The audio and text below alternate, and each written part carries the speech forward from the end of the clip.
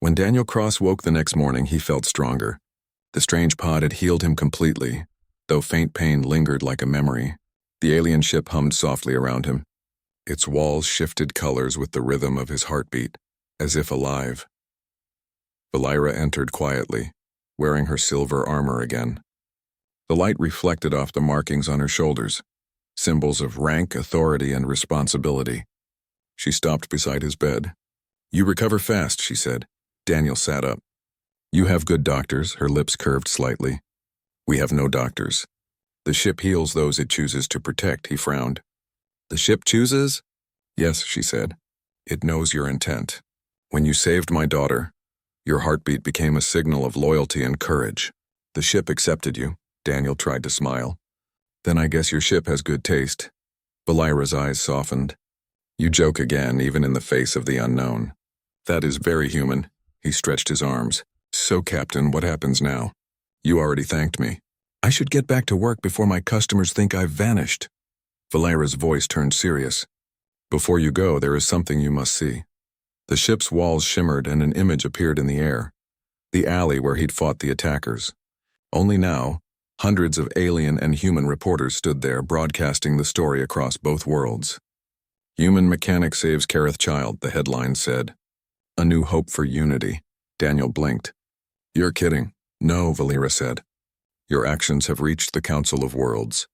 They see you as a symbol, proof that humans still have honor after the wars." "I didn't do it for attention," he said quietly. "I know," Valira replied. "That is why it matters." Later that day, Daniel stood on the ship's balcony, watching the city far below. The clouds were breaking, sunlight spilling across the towers. Liz ran up beside him, holding a small metallic cube that glowed when she touched it. "Protector, look. It shows stars." The cube projected a moving map of constellations and distant worlds. Daniel smiled. "That's beautiful, kid." Valira appeared behind them. "Those are the Kareth home systems. Perhaps one day you will see them." He looked at her. "You really think I'd survive out there?" She nodded. "You already did what many warriors could not. You stood against fear." He shrugged. "I just saw a child in danger." "That is what true courage looks like," she said. Her gaze lingered on him for a moment longer than necessary. Then she turned away, her voice calm again. "The council wishes to meet you. They have sent a delegation." Hours later, the ship landed on a shining platform outside the human embassy. Crowds gathered, reporters, soldiers, diplomats. Cameras followed Daniel as he stepped out beside Valira and Liz. He felt uncomfortable in the attention, but Valira's presence steadied him. Inside the great hall, alien and human representatives waited. A tall alien elder with crystal markings across his face spoke first. "Human Daniel Cross, you have performed an act of rare honor. You protected the child of our High Captain at the cost of your own life. The Kareth Dominion acknowledges your bravery." Daniel nodded awkwardly. "Thank you, sir. But I didn't do it for any reward." The elder smiled faintly. "That is exactly why you deserve one." Valira stepped forward. "According to Kareth law, one who protects the bloodline of a commander is given eternal bond right. It means you are family, protected by our people, welcomed among our worlds." The hall filled with whispers. The human diplomats exchanged glances. One of them spoke quietly. "You mean, he's part of your family?" Valira met Daniel's eyes. "Yes," he felt his throat tighten. "That sounds like a lot for a guy who just threw a few punches." Valira stepped closer, her voice soft. "You did more than fight. You gave my daughter faith in humanity. You gave me something I thought I'd lost, trust." For a moment, silence filled the hall. Then applause spread, first from the alien side, then from the humans. It echoed through the building like thunder. Weeks passed. Daniel returned to his shop, but his life was no longer the same. Kareth officers often visited, bringing advanced parts for him to study. His small repair shop became famous for handling alien tech. Liz visited almost every day, always curious, always smiling. One evening, while he was repairing a damaged hover engine, the door opened and Valira entered. She wasn't wearing armor this time, only a dark uniform lined with silver threads. "I thought you'd forgotten where my shop is," he said, grinning. "I never forget what matters," she replied. "May I sit?" He nodded. She sat beside the workbench, watching the sparks dance as he welded a metal plate. You've learned our machines quickly, she said. He shrugged. They're not so different from ours. They just listen better. Valera smiled faintly. That's because you treat them with respect. You treat everything that way. He looked up at her, unsure what to say. She met his gaze steadily. Daniel, the council has asked me to return home to Kareth Prime. But before I go, I want to offer you something. He set down his tool. What kind of something? A place among us, she said softly. You would have rank, home, and purpose. Liz would have her protector near, and I would have an ally I trust. Daniel was silent for a long time. He glanced at the machines, the city beyond the window, the small life he had built. I don't belong in your world, Valera. I'm just a mechanic, she shook her head. You are more than that. You are proof that goodness can exist even after war. My people need to see that. I need to see that, he sighed. It's hard to leave everything behind. Then don't, she said. You could come and go as you please. The door will always be open. Daniel looked at her again. For the first time, he saw something in her eyes he hadn't noticed before. A quiet warmth hidden beneath her strength. Maybe I'll visit, he said finally. But for now, Earth still needs a good mechanic. Valera nodded, though disappointment flickered across her face. Then I will wait. She stood, her long coat swaying. You are one of us now, Daniel Cross. Wherever you go, the Kareth will remember your name. Before leaving, she placed a small metallic emblem on his workbench. It shone with soft blue light. Press this when you wish to find me, she said. No matter the distance. He picked it up, studying the alien symbols carved into it. I'll keep it safe. Months later, the peace between humans and Kareth grew stronger. Trade routes opened, and ships from both worlds crossed the stars together. Daniel often saw news of Valera leading missions across the colonies. Every time he saw her image on the screen, he smiled. One night during a thunderstorm, a familiar hum filled the air outside his workshop. He stepped out and saw a silver ship landing silently in the rain. The ramp opened, and there she was, Valera standing tall, her armor gleaming under the lightning. He laughed. You couldn't stay away, could you? She smiled. My daughter missed you. And so did I. Liz ran down the ramp laughing and hugged him. Protect her, she shouted. Daniel knelt and hugged her back. Valera watched them, her expression softening again. The council has decided, she said. Earth and Kareth will form a joint defense fleet. They asked me to lead it, but I told them I would not do it unless one human stood beside me. He blinked. Me? Yes, you understand both our worlds. You bridge what divides us. He hesitated for only a moment before smiling. All right, Captain. I'll help. Valera nodded slowly, her voice quiet. Then, Daniel Cross, from this day forward, you are no longer only a mechanic. You are a guardian of two worlds. Lightning flashed across the clouds as the ship lifted into the sky, carrying them upward. Below, New Avalon's lights shimmered in the rain, and above, the stars stretched endlessly.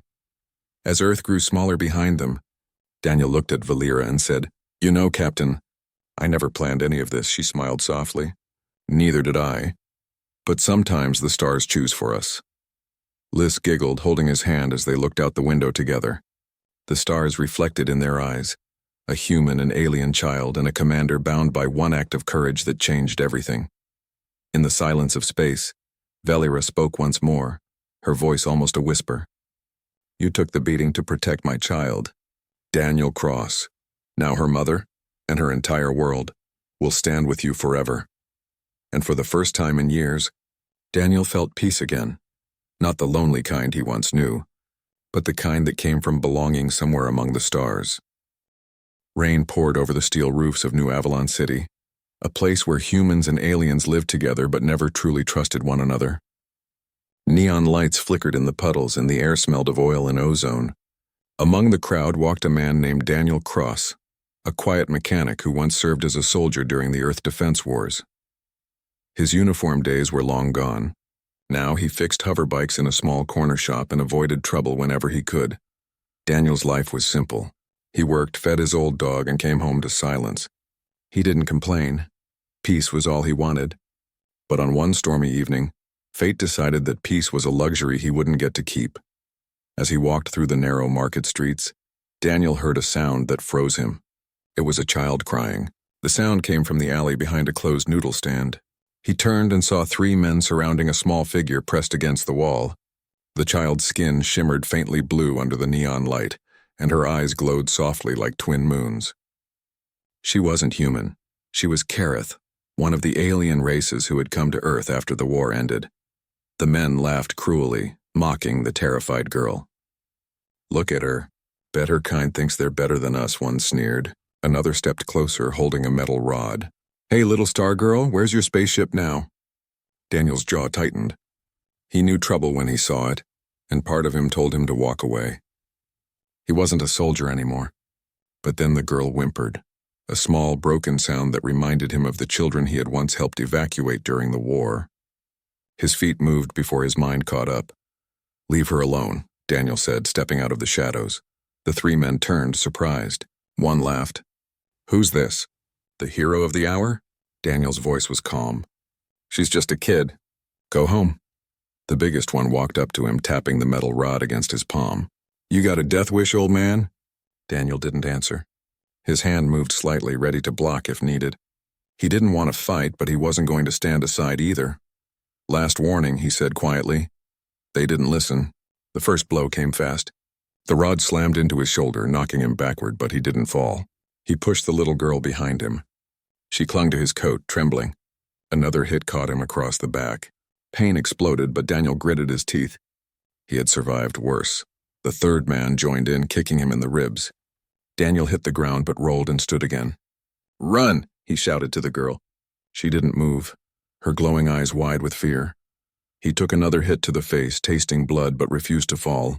He blocked one swing and shoved the attacker away, but 3 against 1 was too much. The rod came down again, striking his head. The world tilted. He could barely hear the girl's frightened cry anymore.